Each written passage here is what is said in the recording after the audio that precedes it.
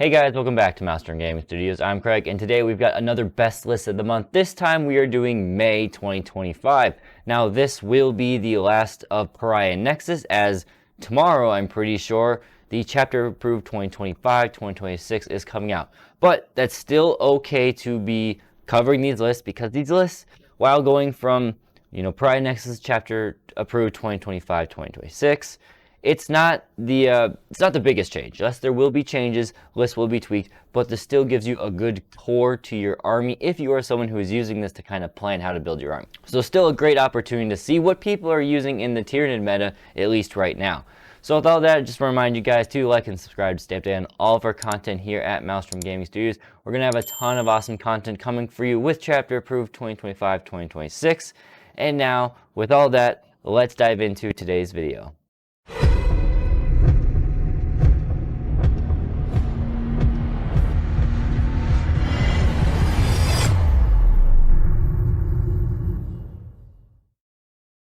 So two things before we dive in I want to plug. First one is going to be on Monday that we are doing a live stream. We are going to be covering the new rules. We're going to be playing the new rules. We have Battle Report. I'll be using the new rumored leaked Tyranid detachment. Matt will be using his scary Death Guard. And we'll be duking it out to see how we do in the new chapter approved setting.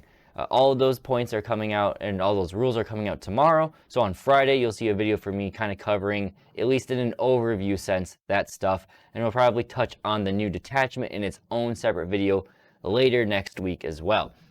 So now, first list for you guys is probably the most interesting one, but we are doing Vanguard Onslaught today, the wackiest list of the video. But we always do Vanguard Onslaught first, so we're going to touch on it. This was Alexander Angelzo's, sorry, Australianish name, I think. He went first at the ATWN Open. Again, it's an Australian tournament, 2025, of course. He went 5-0, only 20 players, so take that to whatever you want, but still, going 5-0 is going 5-0. And his opponents were Necrons, Death Guard, Leagues of Votann, Dark Angels, and Eldar. His list, a very fun one. He's got the Death Leaper, a Winged Hive Tyrant with Chameleonic, and a Neuro Tyrant with Hunting Grounds. No battle line, and a whole bunch of snakes. For some support utility stuff, he does have a Biovore, a Lictor, and 2 Neurolictors, but the bulk of the list is 3 units of 6 Raveners, 3 Trigons, and 3 Molochs. Fantastic. This is a very fun looking list. I can see it definitely has its struggles, but there are a lot of utility pieces in here to try and mitigate that. Some of the things this list might struggle with right off the bat are Knights. The Trigons only are strength 9, 10 if you can get them in Synapse, so going up against toughness 11 or 12 Knights is going to be a tough one. However, there are a lot of great strats in Vanguard Onslaught to help mitigate that. Plus you have the Neurolictors. Maybe you can Battle Shock a big Knight, turning these guys from wounding things on 4s or 5s to 3s and 4s, which is fantastic. Other than that, I'm curious to see how he plays it. I don't know for sure. How I would play this one is probably just more of a Zerg rush for the most part. These things having advanced in charge, all of them in Vanguard Onslaught now, is fantastic. Turn 1, you probably pop up 2 Molochs right away to try and trap your opponent in there, take a bunch of mortal wounds. 2 units of the Raveners probably go zooming up. They probably all go zooming up, but with the speed, you don't want to just run them in the open. If they got a charge target, great. If not, stage them so turn 2 they can charge everything. And similar to the Trigons, I'm guessing he probably deep strikes at least one of them. The 6-inch deep strike is nice, and you can still use that. Well, you can't do it in rapid ingress, unfortunately. You can still position him somewhere useful, or you can choose to rapid ingress him. And he's fast with advance and charge. Rapid ingressing 9 inches away is not a bad option. So this list really is just, I'm going to hit you fast, hit you hard, and I'm going to stall you from scoring as much as possible for the first half of the game, and hope that you don't have the time and resources to catch up in the second half. I like that kind of list. It is how Vanguard Onslaught plays, but it's awesome to see all of the snakes doing such a fantastic job. And I wonder if Alexander is really hyped for the leaked coming detachment that features the Trigons, and I think really the snakes in all regards. So, going to be fun. We'll see exactly what that one entails, but congratulations on the 5-0 with the all snakes here. Next, the rest of the lists are going to be all invasion fleet lists. There were no other detachments that did exceptionally well at all, but I think all of these invasion fleet lists do have a decent amount of variety, which is why we're talking about them. There were a few other even more invasion fleet lists, but they were more of the same standard stuff. These ones, at least we've picked out, they are at least unique to themselves, so that's why we're covering them. So we have Amelia Pollard, 4th at the Richmond Open 40k event. There's 133 players, and he went 5-1 with his invasion fleet. He played Tau, Space Marines, Chaos Knights, Chaos Space Marines, Necrons, and then lost to Grey Knights in the last round. He led everything off with a Hive Tyrant with Adaptive Biology and a Neuro Tyrant as his Warlord. Battleline, 10 Hormagaunts. The rest of it, stuff we've seen before, but this is the double Norn one. So he's got a Biovore, 2 Lictors, 2 Neurolictors, and a unit of Ravners. Great for all of that utility purpose. Scoring secondary, supporting the big monsters that you'll see here, which are 2 Exocrines, a Maleceptor, 2 Norns, and a Tyrannofex with a Rupture Cannon. This is a great combination of monsters here. Likely what you're going to do is put one, if not both, Norns on the center objective. Given he has a Maleceptor, I am inclined to believe he probably most of the time put one Norn on his expansion objective and one Norn on the center objective, and then that Maleceptor is accompanying the Norn up to the center of the board, giving you 30 wounds of toughness 11 4-up invuln save to deal with, where some of them have Feel No Pain, the other ones can gain Feel No Pain. The Maleceptor gives a bubble of -1 to hit, so if anything tries to fight in melee, it becomes really annoying to bring down. All in the while, you have 2 Exocrines and a Tyrannofex that are stationed in the back, probably by the Hive Tyrant, providing that needed fire support to help soften up the things that are trying to take out these big monsters. So a great list here. The double Norns, I've played against a very similar style of this list. It is a powerful one, and it is tough for a lot of armies to crack, which is why you can see he's doing so well with it. So congratulations, fun list, and let's move on to the next one. So this next invasion fleet list, this one really caught my eye. This is not only a huge event, but a very fun list, something I was actually trying to work on coming up with. However, with the iteration of the new detachment coming out, I'm probably not going to continue with this style list and move on to that one. Either way, Caillou Orellin.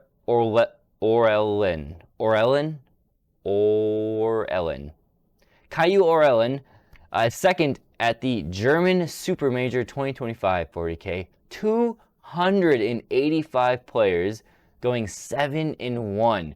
Gosh, 8 games. That is insane to be playing. So congratulations for surviving that event along with going 7-1.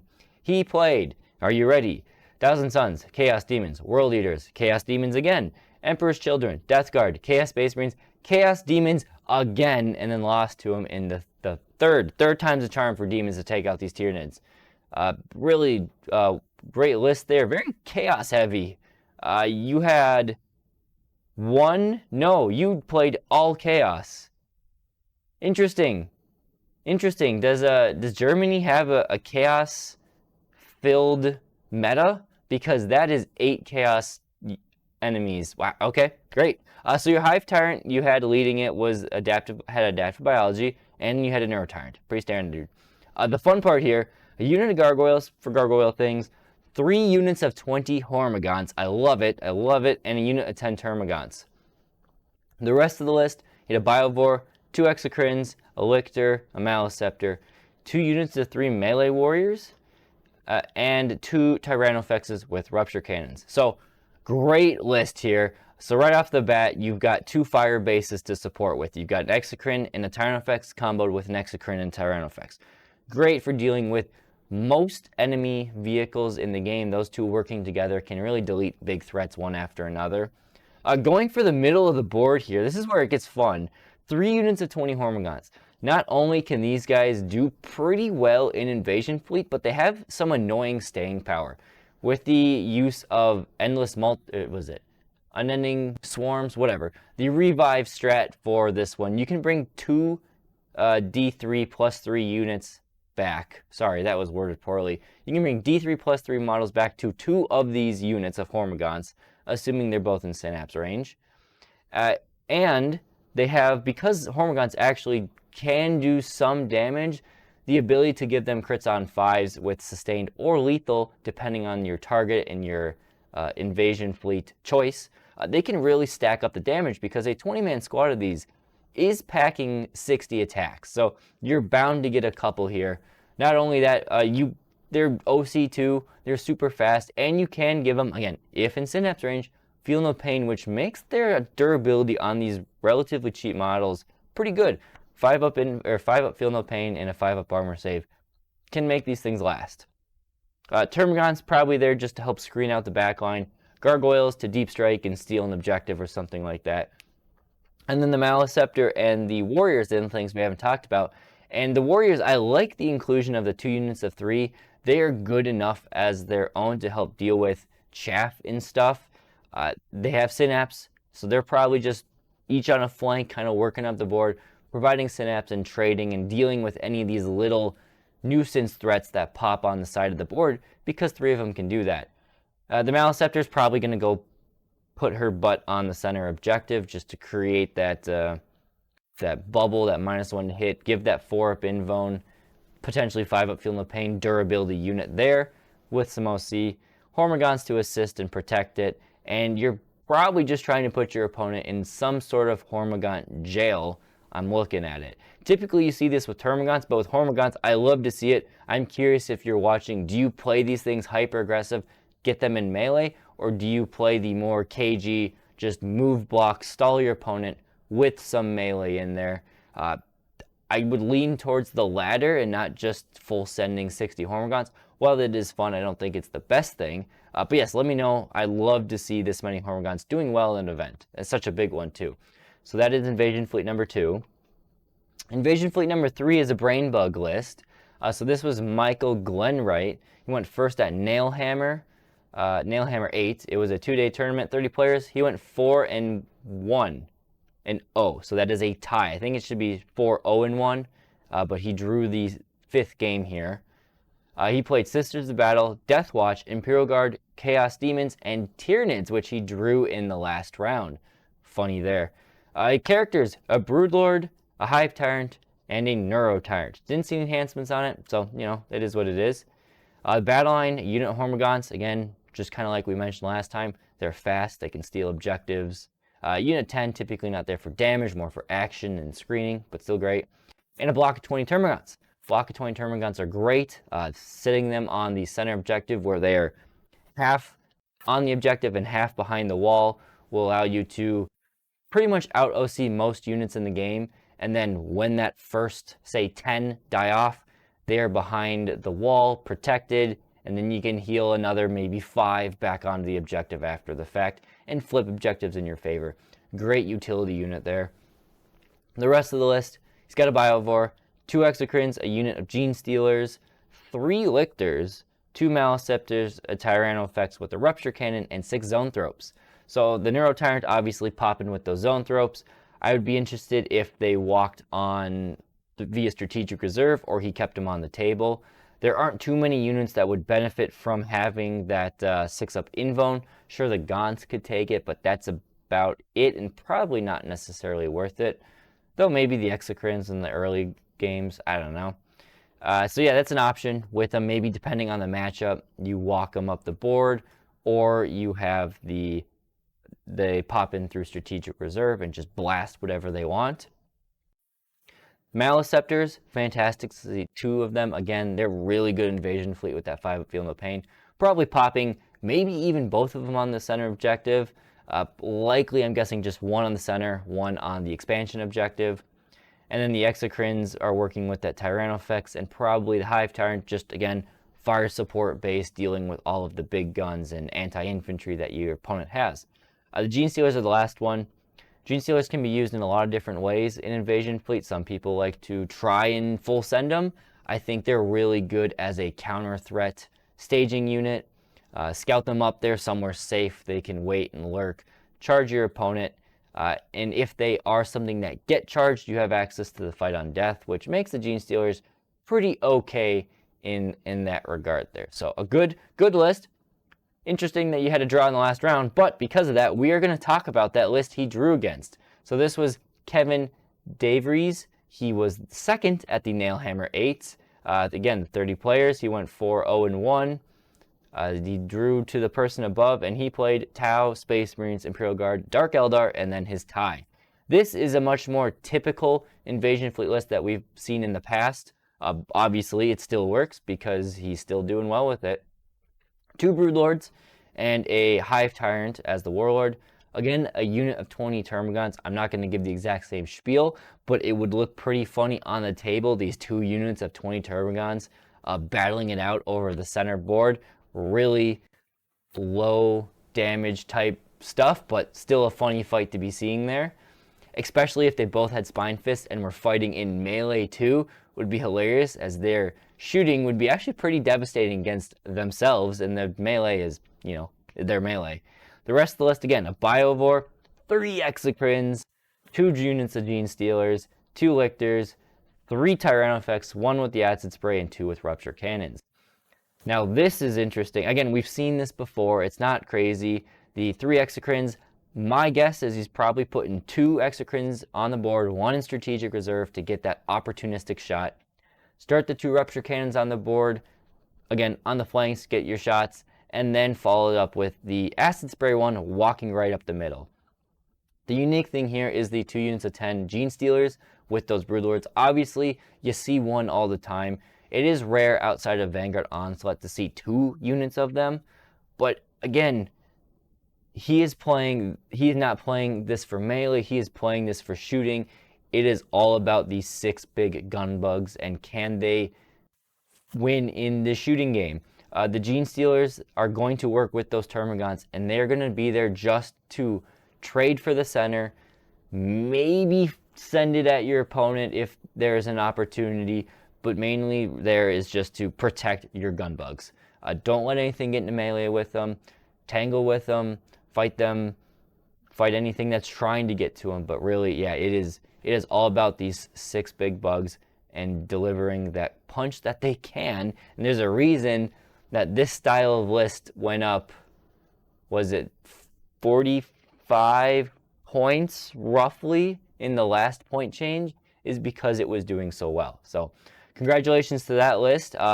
Again, it would have been fun to really watch that game, as you would have to time your shadows well, your gaunts are... I'm assuming the Gene Stealers just blended up each other's gaunt squads, and then maybe he had the advantage. Again, it was a draw, so no one won, but I would lean towards this Invasion Fleet number 4 having the advantage over Invasion Fleet number 3.